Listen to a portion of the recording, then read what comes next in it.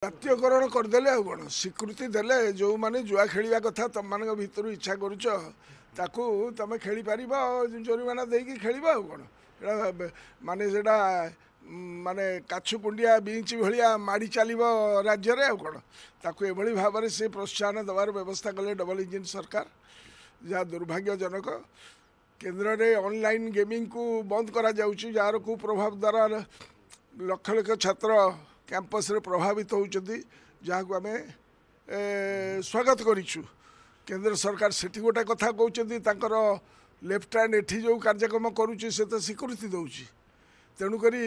ଯେଉଁ ପନିସମେଣ୍ଟ ଥିଲା ଆମର ପୂର୍ବଜମାନେ ଏଇ ଗୃହରେ ପାସ୍ କରିଥିଲେ ଯେ ଜୁଆ ଖେଳିଲେ ତାଙ୍କୁ ଜେଲ୍ ଦଣ୍ଡ ହେବ ଆଉ ଜେଲ୍ ଦଣ୍ଡ ନାହିଁ ତାକୁ ଜୋରିମାନା ଦେଇଦେବ ଜୋରିମାନା ଦେଲେ ସେ ତାଙ୍କର ଖସି ଚାଲିଯିବେ